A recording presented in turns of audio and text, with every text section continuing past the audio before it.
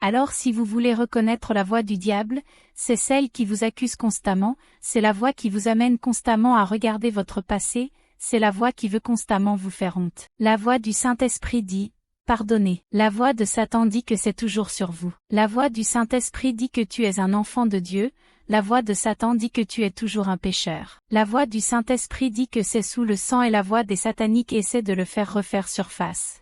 Je suis dans la parole et je connais la parole et je connais la parole et je médite sur la parole et je répète la parole et je mémorise la parole et je vis la parole. C'est un mur de protection contre la tromperie de l'ennemi, car il entrera et il vous trouvera dans votre état d'esprit le plus vulnérable, dans votre état émotionnel le plus vulnérable, dans vos pires circonstances, dans les moments les plus confus. Et il plantera des graines de doute, il plantera des graines d'orgueil, il plantera des graines de convoitise, de tentation, d'accusation et de tromperie de toute forme.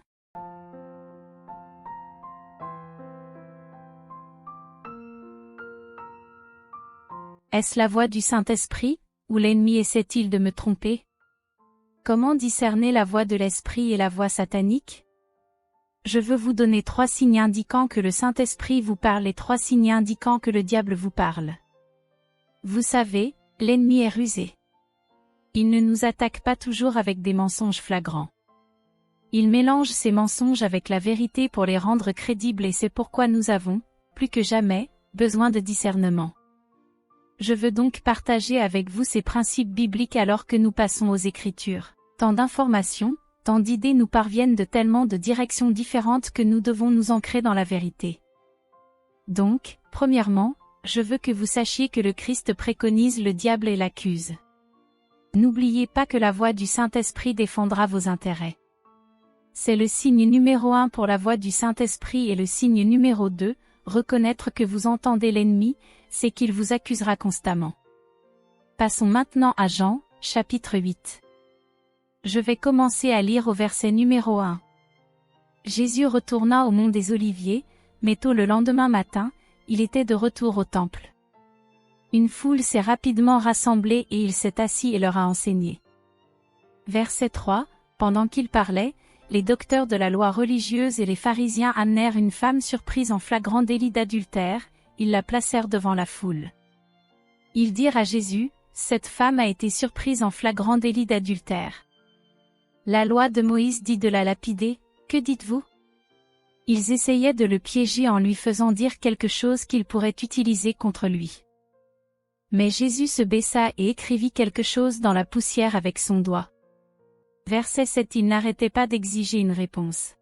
Alors il se releva et dit, très bien, mais que celui qui n'a jamais péché jette la première pierre, ou, comme c'est une expression célèbre, celui qui n'a jamais péché, qu'il jette la première pierre, verset 8.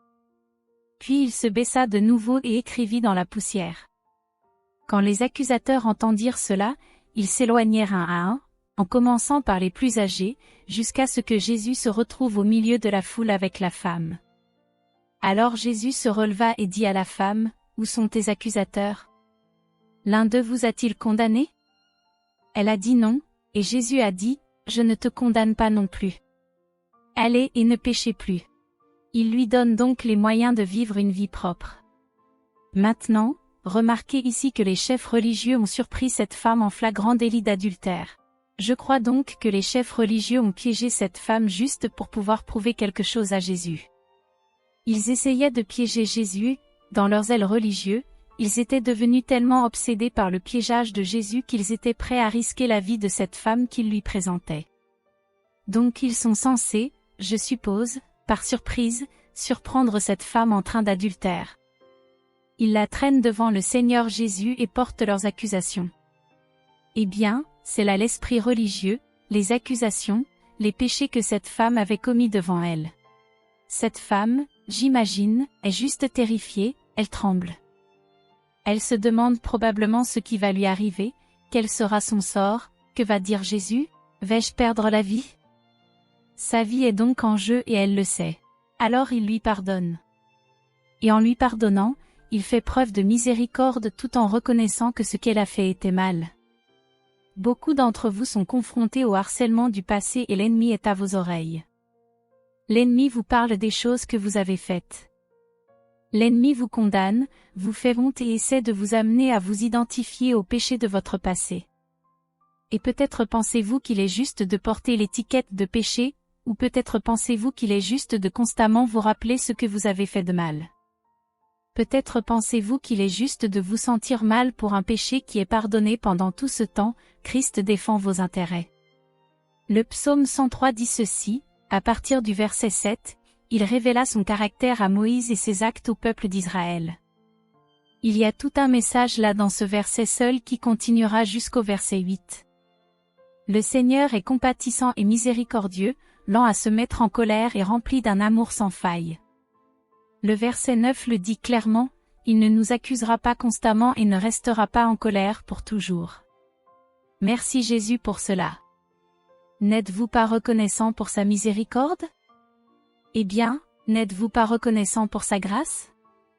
Verset 10 Il ne nous punit pas pour tous nos péchés, il ne nous traite pas durement comme nous le méritons. Pour son amour indéfectible envers ceux qui le craignent, aussi grand que la hauteur des cieux au-dessus de la terre. Il a éloigné nos péchés aussi loin de nous que l'Orient l'Est de l'Occident. Pensez à ce que cela signifie. Quelle est la distance entre l'Est et l'Ouest? Eh bien, conceptuellement, c'est une distance infinie. Cela prendrait un temps éternel. Et je sais que c'est une contradiction dans les termes, mais c'est la meilleure façon de le formuler, je pense, dans le sens où on ne peut pas atteindre une extrémité à l'autre. Si l'Est est si loin, si votre péché est aussi loin de l'Ouest que l'Est, je devrais le dire, il a éloigné nos péchés aussi loin de nous que l'Est de l'Ouest. C'est un concept incroyable qu'il a là pour toujours sorti de son esprit. Il l'a placé à une distance que vous ne pouvez pas atteindre. Et si l'ennemi vous accuse constamment et vous dit de continuer à regarder le passé, regardez le passé, regardez le passé. Mais regardez assez loin pour voir la croix et le sacrifice du Christ. Ainsi Christ préconise, le diable accuse Apocalypse chapitre 12, versets 9 à 11, dit ceci. Et le grand dragon fut chassé. Ce vieux serpent appelé Diable et Satan, qui a séduit le monde entier. Il fut jeté sur la terre et ses anges furent précipités avec lui. Et j'entendis une voix forte disant, au ciel sont maintenant venus le salut et la force dans le royaume de notre Dieu et la puissance de son Christ, car l'accusateur de nos frères est renversé, celui qui les accusait devant notre Dieu jour et nuit, et ils ont vaincu par le sang de l'agneau et la parole de leur témoignage, et ils aimèrent leur vie jusqu'à la mort. Ainsi, le sang de l'agneau, le sacrifice du Christ était l'une des composantes de leur victoire sur l'accusateur. En d'autres termes, le sang de Jésus vous a lavé blanc comme neige. Eh bien, n'est-ce pas là le message central de l'Évangile? N'est-ce pas l'un des principes fondamentaux du christianisme? Est-ce l'une des choses les plus fondamentales que nous croyons en tant que chrétiens, à savoir que nous sommes pardonnés et que Dieu retient dans de nombreux cas le châtiment? Maintenant, toutes les conséquences ne sont pas supprimées, bien sûr, il y a la honte qui persiste parfois. Il y a les dommages psychologiques qui découlent du péché. Il y a les dommages émotionnels qui découlent du péché. Il y a les conséquences naturelles qui se produisent dans la terre. Par exemple, si quelqu'un commet un meurtre, la conséquence naturelle est une peine de prison. Si quelqu'un est un ivrogne, la conséquence naturelle de cela sera dans de nombreux cas les problèmes physiques qui accompagnent l'alcoolisme. Ainsi, comme je l'ai dit, le péché est suffisamment destructeur en soi. Et oui, bien sûr, Dieu utilise les circonstances pour châtier ceux qu'il aime.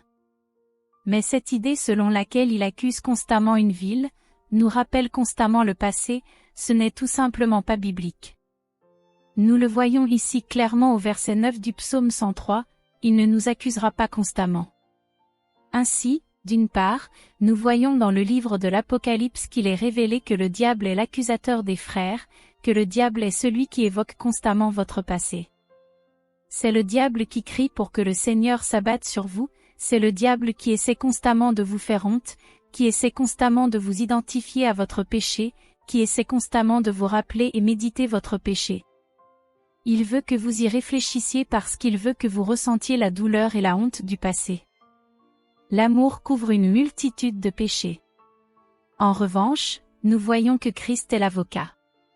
Dans le livre des Hébreux, nous voyons qu'il est notre médiateur. Il est notre souverain sacrificateur, car il a lui-même porté le châtiment, il a pris sur lui la colère de Dieu, et est devenu une fois pour tout un sacrifice pour vous et moi, afin que nous puissions être réconciliés avec Dieu et nous tenir devant lui avec justice. Alors laissez-moi vous le dire avec audace. Si vous vous êtes repenti d'un péché et que cela fait partie de votre passé et que vous avez raison avec Dieu, laissez-le là. Et toute voix qui vous dit d'y revenir est la voix de l'accusateur. En fait, parfois les gens autour de vous feront la voix ou feront le travail de l'ennemi en faisant écho à la voix de Satan. Parfois, des membres de votre famille, parfois des amis, parfois d'autres personnes viendront vous condamner. D'autres personnes voudront vous identifier par votre péché. D'autres personnes voudront que vous vous souveniez de votre péché. D'autres personnes vous le rappelleront encore et c'est pourquoi vous devez vous rappeler d'identifier la voix du Saint-Esprit en reconnaissant d'abord que le Christ défend et que le diable accuse. Alors, quand la culpabilité, quand la honte, quand cette perspective pharisaïque revient et vous demande de supporter encore le châtiment pour ce que vous avez fait, vous pouvez dire que je vous réprimande ou vous pouvez dire mieux encore, le Seigneur vous réprimande. Et je choisis de vivre, de penser et de croire selon la vérité de la parole de Dieu, qui est, je suis la justice de Dieu en Christ, je suis pardonné, si je confesse mon péché, il est fidèle et me pardonne simplement de ce péché et toute autre voix qui vous dit autre chose n'est pas de Dieu. C'est toujours les religieux qui veulent jeter la pierre. C'est toujours le religieux qui veut vous condamner. Ce sont toujours les religieux qui veulent être très techniques sur la façon dont ils pensent que cela devrait fonctionner. Mais c'est la voix de l'accusateur. C'est la voix de Satan. En tant que chrétiens, nous ne nous occupons pas de l'accusation. En tant que chrétiens, nous nous occupons plus abondamment de la réconciliation, de la restauration et de la vie. Nous traitons du pardon. Nous nous occupons de la restauration de la nature de l'homme. C'est ce que vous et moi sommes en Christ. Alors si vous voulez reconnaître la voix du diable, c'est celle qui vous accuse constamment, c'est la voix qui vous amène constamment à regarder votre passé, c'est la voix qui veut constamment vous faire honte. La voix du Saint-Esprit dit, pardonnez. La voix de Satan dit que c'est toujours sur vous. La voix du Saint-Esprit dit que tu es un enfant de Dieu, la voix de Satan dit que tu es toujours un pécheur. La voix du Saint-Esprit dit que c'est sous le sang et la voix des sataniques essaie de le faire refaire surface. Rappelez-vous que c'est Satan qui est l'accusateur des frères. Un autre point que je veux souligner sur ce premier point afin qu'il vous colle vraiment à l'esprit est cette idée selon laquelle l'autosatisfaction vous amènera à vouloir vous infliger de la douleur et à vous sentir ensuite juste en ressentant cette douleur. En d'autres termes, vous sentez que porter le fardeau émotionnel de ce que vous avez fait, porter la honte de ce que vous avez fait, porter la douleur de ce que vous avez fait, cette identification, c'est comme si vous étiez juste devant Dieu disant, « Seigneur, je ne suis qu'un ver, Seigneur, je ne suis qu'un humble pécheur. » Oui, nous étions autrefois pécheurs, mais maintenant nous sommes la justice de Dieu en Jésus-Christ. C'est la nouvelle identité, non pas basée sur ce que nous faisons, mais basée sur ce qu'il a fait et s'approcher de Dieu dans toute autre posture, c'est insulter le sang de Jésus, parce que nous disons, « Merci Jésus pour ton sacrifice, merci de cela. Tu as absorbé la colère de Dieu, merci de m'avoir purifié et de m'avoir donné une nouvelle nature. » Mais ce n'est pas tout à fait suffisant, alors laisse-moi continuer à me punir, laisse-moi continuer à subir des tourments émotionnels. Laissez-moi continuer à répéter cette chose dans mon esprit. Permettez-moi d'ajouter à cela ma souffrance juste afin que je puisse vous aider à payer pour mon péché. C'est un mensonge de l'ennemi. Et c'est né dans le légalisme. N'oubliez pas que c'est la voix de l'ennemi qui vous accuse. Et encore une fois, je parle du péché dont vous vous êtes repenti. Si vous êtes toujours dans le péché, le Saint-Esprit va vous convaincre. C'est le deuxième point. Le Saint-Esprit convainc et Satan condamne. Le Saint-Esprit convainc, Satan condamne. Ce sont les deuxièmes signes. La puissance convaincante du Saint-Esprit est là. Écoutez, si vous vivez un style de vie pécheur, le Saint-Esprit ne va pas simplement reculer et dire, « Eh bien, je vous aime, alors continuez simplement dans ce péché. » Non, le Saint-Esprit va vous convaincre avec force. Et la puissance et le zèle. Dans Jean chapitre 16, commençant au verset 8, nous lisons, « Et quand il viendra, il convaincra le monde de son péché, de la justice de Dieu et du jugement à venir. Le péché du monde est qu'il refuse de croire en moi. » Verset 10, « La justice est disponible parce que je vais vers le Père et tu ne me verras plus. » Verset 11, « Le jugement viendra parce que le dirigeant de ce monde a déjà été jugé. » La puissante vérité est ici. Mais je veux me concentrer sur ce concept selon lequel le Saint-Esprit vous convainc de votre péché. En d'autres termes, il souligne les actes répréhensibles, la tristesse selon Dieu, le travail et le repentir, et il devrait y avoir de la souffrance lorsque nous désobéissons à Dieu. Éphésiens chapitre 4, verset 30 nous dit que nous ne devons pas attrister le Saint-Esprit. Eh bien, comment pouvons-nous attrister le Saint-Esprit? Nous attristons le Saint-Esprit dans la manière dont nous vivons, lorsque nous désobéissons à ce que Dieu a dit, lorsque nous ne faisons pas ce qu'il a dit de faire, lorsque nous désobéissons par commission ou par omission. Quoi qu'il en soit, c'est de la désobéissance et cela attriste le Saint-Esprit, il vous convaincra. Mais voici le problème. La voix convaincante du Saint-Esprit est rachetée, active. La voix condamnatrice de Satan n'est pas la même. La voix du Saint-Esprit pointe toujours vers la réconciliation et la restauration. La voix de Satan pointe toujours vers la condamnation. Romains chapitre 8 versets 1 à 2. Il n'y a donc maintenant aucune condamnation pour ceux qui appartiennent à Jésus-Christ. Et parce que vous lui appartenez, la puissance de l'Esprit vivifiant vous a libéré de la puissance du péché qui mène à la mort.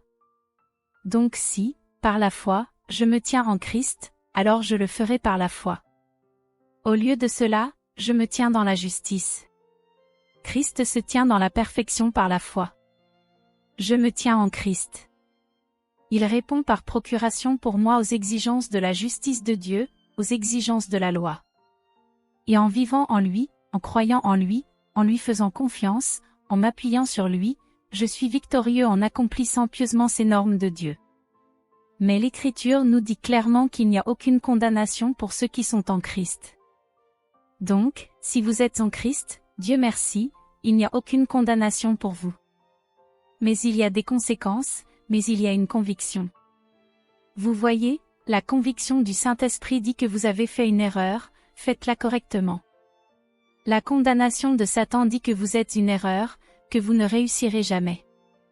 La conviction du Saint-Esprit nous attire à Dieu dans la repentance.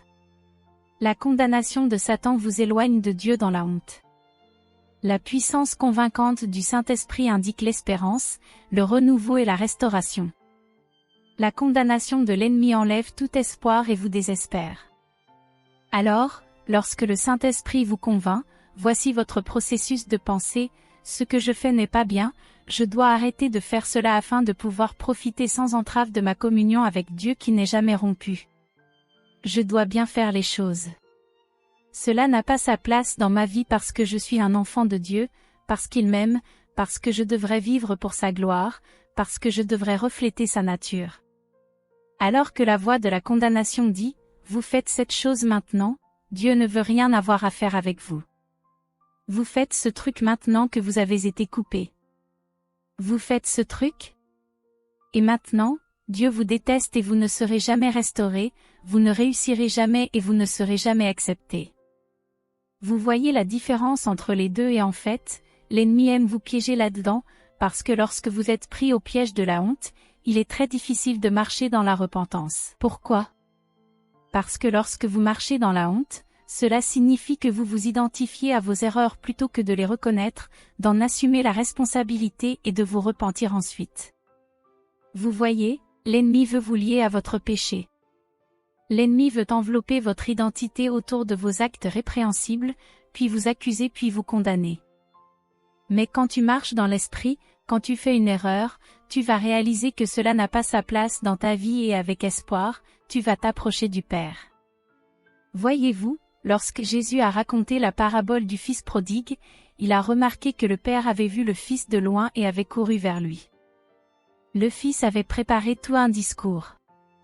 Il allait raconter tout ce discours sur le fait qu'il n'avait pas sa place dans la maison, qu'il devrait être un serviteur et non un fils. Mais le père n'écoute même pas son discours, mais il l'embrasse, l'accepte, lui organise une fête et se réjouit de son retour.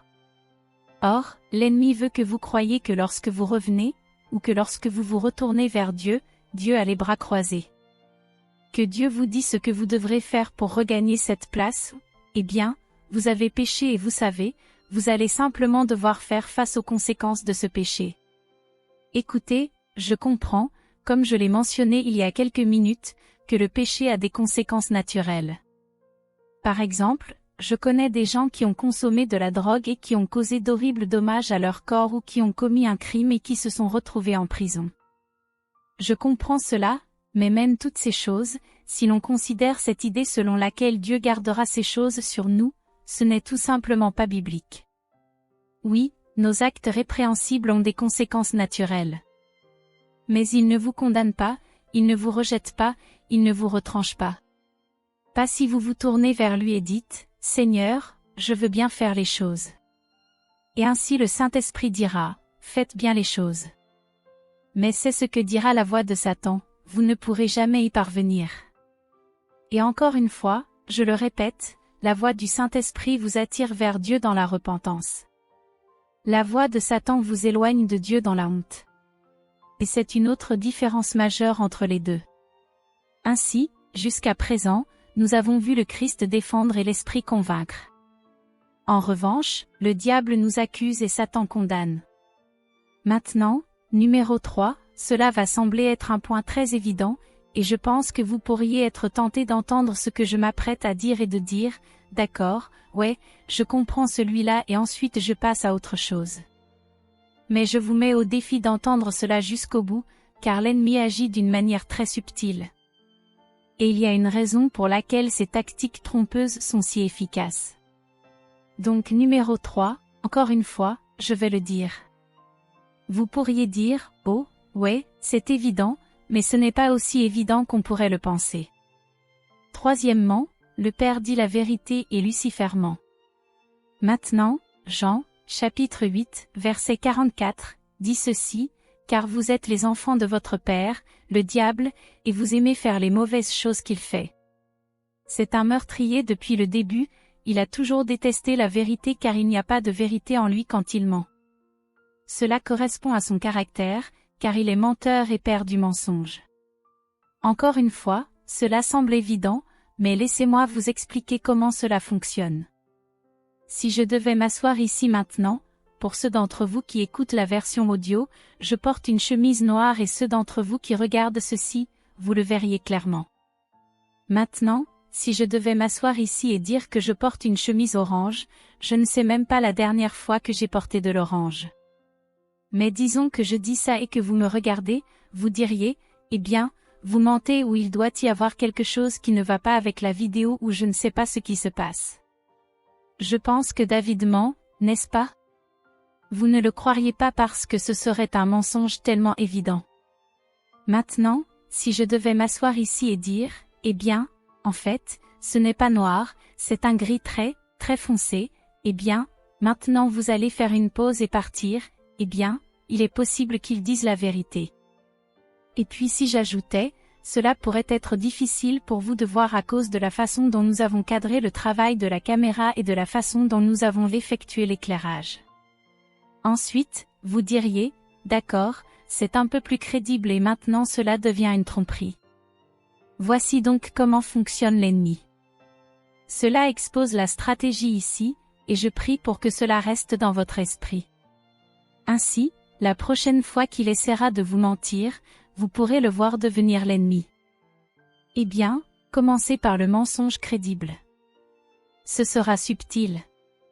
Cela sera confirmé par diverses circonstances et conditions extérieures comme, par exemple, si votre voiture tombe en panne, si votre compte bancaire est à court de fonds et si vous avez à peine assez d'argent pour faire l'épicerie, et alors l'ennemi vous dit que Dieu n'est pas votre pourvoyeur, il pourrait être plus facile de croire cela à ce moment-là, ou si l'ennemi vous dit que Dieu n'est pas un Dieu qui guérit. Maintenant, beaucoup de gens vivent leur vie par l'expérience plutôt que par la parole, de sorte que lorsqu'ils voient des personnes non guéries, ils pensent automatiquement, eh bien, Dieu ne guérit pas. Non, nous nous basons sur la parole, pas sur notre expérience. Nous savons que Dieu est un Dieu qui guérit, mais il sera plus difficile de croire que Dieu est un Dieu qui guérit. Si vous êtes confronté à une situation dans laquelle vous êtes malade, peut-être émotionnellement, vous vous sentez déprimé, vous vous sentez rejeté, vous avez l'impression que personne ne vous aime, vous vous sentez déconnecté de cet état émotionnel vulnérable dans lequel vous vous trouvez, cela va être beaucoup plus facile pour l'ennemi de vous dire que Dieu ne vous aime pas ou que Dieu est loin de vous. Ainsi, l'ennemi utilise nos circonstances et nos émotions pour renforcer la crédibilité de ses mensonges. Tout comme, par exemple, si un auteur novice est soutenu par un auteur à succès du New York Times, les ventes de livres pourraient monter en flèche. Si un homme politique inconnu obtient le soutien d'une personnalité politique populaire majeure, alors cette personne peut obtenir plus de voix et finalement accéder au pouvoir. Si un athlète s'engage auprès d'une marque de vêtements qui est tout simplement inconnue à ce moment-là, alors son soutien à cette marque de vêtements l'aidera à vendre davantage de ses vêtements, de la même manière que l'ennemi utilise votre situation et vos émotions pour approuver ses mensonges. Maintenant, dans le chapitre 3 de Genèse, nous voyons Satan tenter Adam et Ève. Et donc regardez cette progression ici. Commençons par Genèse chapitre 3, verset 1. Le serpent était le plus astucieux de tous les animaux sauvages que le Seigneur Dieu avait créés. Un jour, il demanda à la femme, « Dieu a-t-il vraiment dit, tu ne dois manger les fruits d'aucun des arbres du jardin ?»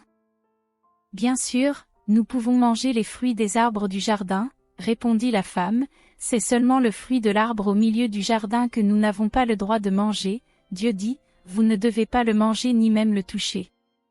Si vous le faites, vous mourrez. Maintenant, remarquez ici d'abord et au premier verset que Satan remet en question la parole. Il commence donc par poser une question, il ne contredit pas de manière flagrante ce que Dieu a dit, il commence par la question. D'abord il remet en question le mot, puis il le contredit. Verset 4, tu ne mourras pas. Le serpent répondit à la femme, Dieu sait que tes yeux s'ouvriront dès que tu en mangeras, tu seras comme Dieu, connaissant le bien et le mal. Verset 6, la femme était convaincue, et bien sûr nous connaissons la suite de l'histoire. Adam et Ève participent à ce fruit. Leur nature est transformée. Ils trouvent l'état inférieur d'être bannis du jardin et bien sûr, le chaos s'ensuit sur la terre alors que le péché commence à régner. Deuxièmement, Timothée, chapitre 3, versets 16 et 17, montre clairement que toute l'écriture est inspirée de Dieu et est utile pour nous enseigner ce qui est vrai et nous faire prendre conscience de ce qui ne va pas dans nos vies. Il nous corrige lorsque nous avons tort et nous apprend à faire ce qui est bien. Le verset numéro 17 dit que Dieu l'utilise pour préparer et équiper son peuple à accomplir toute bonne œuvre. Cela va donc paraître trop simpliste, mais je ne saurais trop insister sur ce point. La parole écrite de Dieu est votre meilleure arme contre l'ennemi. La parole écrite de Dieu vous ancrera. Vous devez donc comprendre cela. Vous devez filtrer vos pensées ou filtrer les mensonges de l'ennemi à travers la parole. Quand il vous dit quelque chose, peu importe ce que vous ressentez, peu importe à quoi ressemble la situation, peu importe ce dont vous doutez, ce que vous croyez, peu importe tout cela, vous devez revenir à la parole. Je n'interprète pas la parole de Dieu selon mon expérience, j'interprète mon expérience selon la parole. C'est là que je suis le plus informé, c'est là que je suis le plus en sécurité, c'est une sauvegarde pour le cœur. C'est votre protection contre la tromperie. La parole de Dieu est ainsi. Je suis dans la parole et je connais la parole et je connais la parole et je médite sur la parole et je répète la parole et je mémorise la parole et je vis la parole. C'est un mur de protection contre la tromperie de l'ennemi, car il entrera et il vous trouvera dans votre état d'esprit le plus vulnérable, dans votre état émotionnel le plus vulnérable, dans vos pires circonstances, dans les moments les plus confus. Et il plantera des graines de doute, il plantera des graines d'orgueil, il plantera des graines de convoitise, de tentation, d'accusation et de tromperie de toute forme. Il plantera ses graines et ensuite il les arrosera avec vos circonstances, il les arrosera avec vos émotions et alors vous commencerez à croire ce que vous voyez au lieu de ce que vous savez être la vérité de la parole de Dieu. Ainsi, toute l'Écriture est inspirée par Dieu. Il est utile de nous enseigner ce qui est vrai et de nous faire prendre conscience de ce qui ne va pas dans nos vies. La parole de Dieu est comme un marteau contre ces mentalités impies qui contredisent la volonté et la nature de Dieu. Il nous corrige lorsque nous avons tort et nous apprend à faire ce qui est bien. Dieu l'utilise pour préparer et équiper son peuple à accomplir toute bonne œuvre, et chaque bonne œuvre inclut la destruction de la tromperie dans nos vies. Nous devons donc revenir à la parole de Dieu. Nous devons poser nos pieds sur la parole. Nous devons nous enraciner dans la parole qui est le fondement. Il s'agit de construire sa vie sur le roc pour que lorsque les tempêtes arrivent, on ne soit pas emporté. Votre maison est toujours debout et vous êtes ferme dans la foi qui vient par la parole. Donc le Père dit la vérité et nous connaissons la vérité de la parole et Lucifer ment et c'est pourquoi il le fera de manière subtile. J'ai entendu la citation, je ne sais pas qui l'a dit exactement, mais ce n'est pas la mienne. Ils ont dit que le discernement, ce n'est pas être capable de distinguer la vérité de l'erreur, c'est être capable de distinguer la vérité de presque la vérité. Et c'est essentiellement ainsi que fonctionne l'ennemi, c'est presque vrai. Juste assez crédible pour que vous y soyez sensible, car un mensonge ne devient pas une tromperie tant que je n'y crois pas. Et ainsi, lorsque nous nous appuyons sur la parole, nous avons maintenant ce fil à plomb. Nous disposons désormais de cette mesure par rapport à laquelle nous pouvons comparer toutes les pensées que nous recevons. Ainsi le Père dit vrai, Lucifer ment, et vous identifiez les mensonges de l'ennemi en les comparant à la parole. Encore une fois, c'est là que vous devez être discipliné maintenant, pas seulement croire quelque chose parce que vous le ressentez, pas seulement croire quelque chose, parce que vos circonstances l'indiquent, mais croire quelque chose, parce que la parole de Dieu l'enseigne. C'est pourquoi il faut se familiariser avec la parole du Père. Maintenant, si vous avez apprécié ce message et que vous souhaitez continuer à recevoir des enseignements sur le Saint-Esprit, la voix de Dieu, le combat spirituel, etc., alors assurez-vous de vous abonner à cette chaîne et de cliquer sur la cloche de notification lorsque vous abonnez-vous pour pouvoir continuer à recevoir des alertes.